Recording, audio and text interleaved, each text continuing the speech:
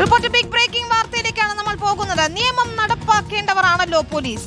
എന്നാൽ ഈ ദൃശ്യങ്ങൾ കാണൂ. കഴക്കൂട്ടം പോലീസ് സ്റ്റേഷന് മുന്നിൽ നിർത്തിയിട്ട ഒരു വാഹനം, അതിനുള്ളിൽ ഒരു കൂട്ടം പോലീസുകാരുണ്ട്. അവർ എന്താണ് ചെയ്യുന്നതെന്ന് ഈ നാട് കാണേണ്ടത് തന്നെയാണ്.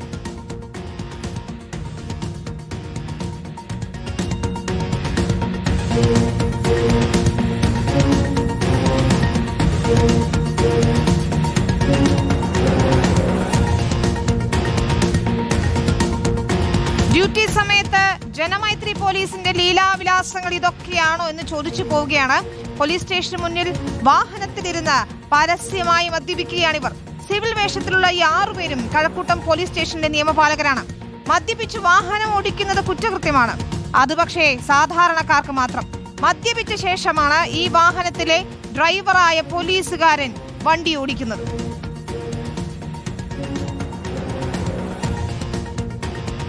മനീഷ് മഹിവാലും TV പ്രസാദുമാണ് ചേരുന്നത്. മനീഷ്, ആ ദൃശ്യങ്ങൾ നമ്മൾ കാണുമ്പോൾ തന്നെ മനസ്സിലാവുന്നുണ്ട്. അവർ പരസ്യമായി ഇരുന്ന് മദ്യപിക്കുകയാണ്, ഒരു വാഹനത്തിലാണ്. പക്ഷെ ഇവർ ഡ്യൂട്ടിയിലുണ്ടായിരുന്നവരാണോ? ജനമൈത്രി പോലീസിന്റെ രീതികൾ ഇങ്ങനെയൊക്കെയാണോ എന്ന് ചോദിച്ചു പോവുകയാണ്. സ്റ്റേഷന് മുന്നിൽ തന്നെയാണ് ഈ കാർ നിർത്തിയിട്ട് മദ്യപിക്കുന്നതല്ലേ? വിനീത, പൊതുജനങ്ങളുടെ ജീവനും സ്വത്തും സംരക്ഷിക്കേണ്ട പോലീസ്, നിയമം നടപ്പിലാക്കേണ്ട പോലീസ് തലസ്ഥാന നഗരത്തിൽ നിന്നാണ് ഈ ദൃശ്യങ്ങൾ വരുന്നതെന്നാണ് ഏറ്റവും ശ്രദ്ധേയമായ കാര്യം. കഴക്കൂട്ടം പോലീസ് സ്റ്റേഷന് തൊട്ടു മുന്നിൽ ഒരു 10 മീറ്റർ മാറി റോഡ് അരികിലാണ് മേൽപ്പാലത്തിന്റെ താഴെ ഒരു സ്കോർപിയോ വാഹനത്തിൽ നിന്നാണ് 6 പോലീസ് ഉദ്യോഗസ്ഥർ മദ്യപിക്കുന്നത്. ഈ 6 പോലീസ് ഉദ്യോഗസ്ഥരും ഇന്ന് ഡ്യൂട്ടിയിലുള്ള പോലീസ് ഉദ്യോഗസ്ഥരാണ്. ഈ പോലീസ് സ്റ്റേഷനിൽ തന്നെയുള്ള മറ്റൊരു പോലീസ് ഉദ്യോഗസ്ഥന്റെ മകളുടെ വിവാഹ സൽക്കാര ചടങ്ങായിരുന്നു ഇന്ന് ഈ ദൃശ്യങ്ങൾ പകർത്തിയിരിക്കുന്നത്. ഇന്ന് ഉച്ചയ്ക്ക് 12:42 ഈ സ്കോർപിയോ വാഹനത്തിനുള്ളിൽ ഉള്ളത് 6 പോലീസുകാരും കഴക്കൂട്ടം പോലീസ് സ്റ്റേഷനിലുള്ളവരാണ്. അവർ 6 CPO മാരടക്കം, അതായത് റൈറ്റർമാരടക്കം 6 പേരും CPO ആണ്. ഈ വാഹനം ഓടിക്കുന്ന ആളടക്കം ഈ സ്റ്റേഷനിലെ CPO ആണ്. ആ വാഹനത്തിന്റെ രജിസ്ട്രേഷൻ നമ്പർ KL 01CZ 2122.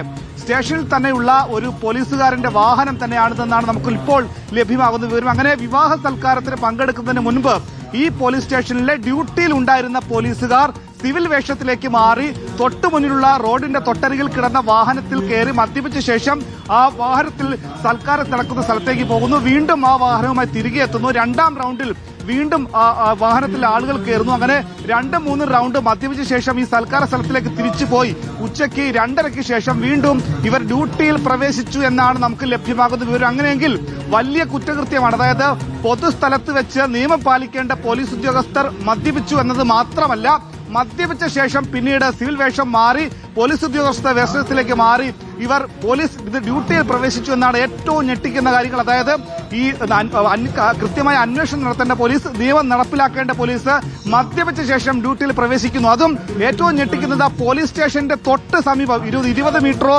10 മീറ്ററോ മാറി മാത്രം വാഹനം ഇട്ട ശേഷം അതിലിരുന്ന് മദ്യപിക്കുന്നു. നമുക്ക് അന്വേഷിച്ചപ്പോൾ അറിയാൻ സാധിക്കുന്നത് നിത്യേന ഇവിടെ എന്തെങ്കിലും തരത്തിലുള്ള ഫംഗ്ഷൻസ് ഉണ്ടാകുമ്പോൾ പോലീസ് ഉദ്യോഗസ്ഥർ സാധാരണഗതിയിൽ ഇങ്ങനെ വാഹനം മാറ്റിയിട്ട ശേഷം സിവിൽ വേഷത്തിലിരുന്ന് മദ്യപിച്ച ശേഷം വീണ്ടും ഡ്യൂട്ടിയിൽ പ്രവേശിക്കുന്നുണ്ട് എന്ന് പലരും പറയുന്നുണ്ട്. ഈ ദൃശ്യങ്ങൾ പകർത്തിയ ദൃക്സാക്ഷി അടക്കം പറയുന്നത് ഇവർ ഈ വാഹനത്തിൽ നിന്ന് മദ്യപിച്ച ശേഷം പിന്നീട് 1, 2, 3 റൗണ്ട് ആ സൽക്കാര സ്ഥലത്തിലേക്ക് പോയി തിരികെ എത്തി ഈ സ്റ്റേഷനിലുണ്ടായിരുന്ന ഉദ്യോഗസ്ഥർ വേഷം മാറി വാഹനത്തിലിരുന്ന് മദ്യപിക്കുന്നതാണ്.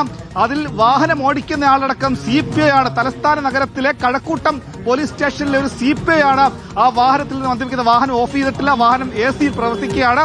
ആ വാഹനത്തിൽ നിന്ന് മദ്യപിച്ച ശേഷം വീണ്ടും ആ വാഹനവുമായി മുന്നോട്ട് പോയി ഒരു റിസപ്ഷൻ നടക്കുന്ന സ്ഥലത്തേക്ക് പോകുന്നു.